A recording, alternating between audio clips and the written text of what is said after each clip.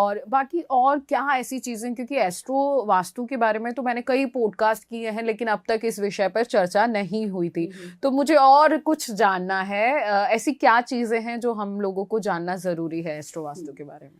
देखिए, एस्ट्रो वास्तु जहाँ पे वास्तु लग जाता है तो वास्तु का ही एक पार्ट है, लेकिन बहुत छोटा सा पार्ट है, बहुत छोटा सा पार्ट है जिस पे काम करके हर एक इंसान उससे फ़ायदा उठा सकता है।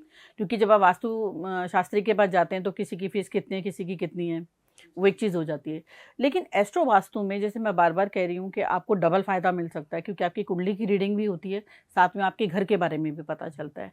और अगर वहाँ पर मान लीजिए किसी के 5th हाउस में कोई ऐसा ग्रह बैठा हुआ है जो प्रॉब्लम कर रहा है, तो यकीन मानिए कि उनके घर में भी कुछ ना कुछ ऐसा होगा, जो कि 5वें भाव से हम जब दिशा का एक प्रिडिक्शन देंगे, एक दिशा को जब हम देखेंगे तो वहाँ कुछ ना कुछ दिक्कतें होंगी।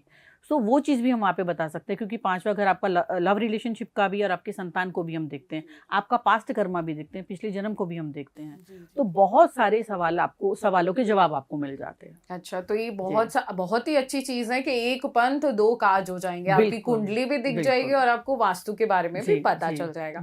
अच्छा, ये एक और सवाल आएगा, एस्ट्रो वास्तु और वास्तु में आपस में क्या अंतर है?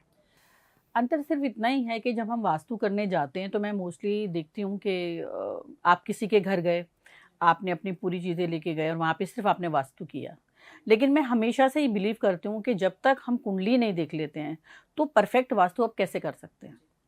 और 100% अगर वास्तु आपका नहीं होता है तो कम से कम 70-80% तो हम सही से करें, और उसके लिए किसी की भी कुंडली बहुत ज़रूरी है। तो विदाउट कुंडली तो मैं कम से कम वास्तु किसी का नहीं करती हूँ। लेकिन एस्ट्रो वास्तु जब वहाँ पे जुड़ जाता है तो उसमें फ़ायदा सिर्फ ये होता है कि अगर आप हमसे नहीं भी मिल पा रहे हैं तो एटलीस्ट कुंडली के थ्रू हम आपके लिए वास्तु कर सकते हैं। जी बिल्कुल, बहुत ही सरल माध्यम है। आजकल बहुत भागदौड़ वाली जिंदगी है, आप ही और हम सब बिजी हैं, लेकिन जो ये एस्ट्रो वास्तु है ये कुंडली से ही जान सकता है कि आपकी जो जिंदगी में क्या बर्डन्स आने वाले हैं, क्या बर्डन्स आ रहे हैं, क्यों आ रहे हैं। तो ये बहुत अच्छा माध्यम है। अगर आप अंजना जी से जुड़ना चाहते हैं तो बिल्कुल जुड़िए और एस्ट्रो वास्तु के जरिए अपने घर का वास्तु थोड़ा सा दिखवाइए। इसमें आपकी कुंडली के भी ग्रह नक्षत्र देखे जाएंगे। जैसे कि मैं बताऊं, लगन में अगर किसी के मंगल होता है तो हम कहते हैं भाई मांगलिक है, मंगल का प्रभाव है, इस तरीके से हम कह देते हैं।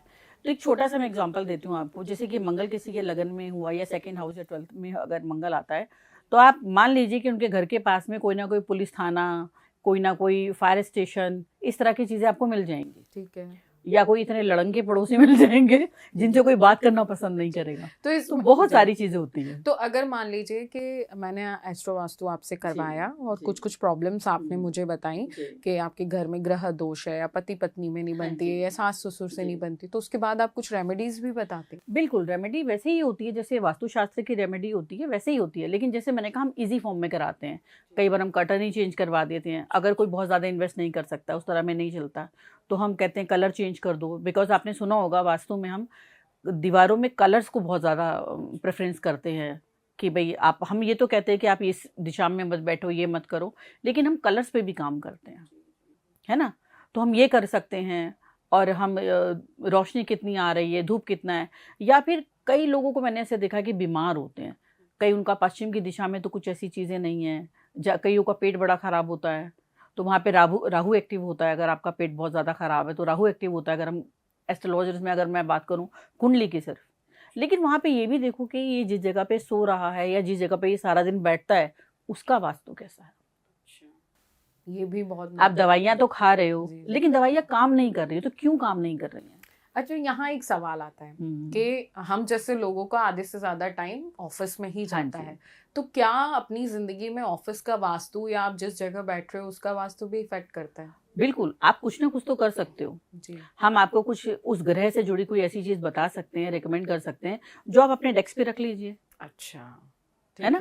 तो वहां पे आपको कुछ हद तक तो रिलीफ मिल जाएगा। अच्छा। बाकी तो देखिए, आप कितनी कुंडली दिखा लीजिए, कितनी वास्तु करा लीजिए, कर्मा तो आपको करने ही पड़ेंगे। विदाउट उसके तो कुछ नहीं होने वाला। मैजिक नहीं होता कहीं भी। मैं हमेशा कहती हूँ कि मैजिक कुछ नहीं होता है, जो भी मैजिक है आपके अपने अंदर ही है। हम तो सिर्फ आपको गाइड करते हैं आपकी कुंडली को देखकर। इसी प्रकार की वीडियोस देखने के लिए हमें सब्सक्राइब करना ना भूलें और एस्ट्रोलॉजी से जुड़ी लेटेस्ट जानकारी के लिए डाउनलोड करें माई ज्योतिष ऐप।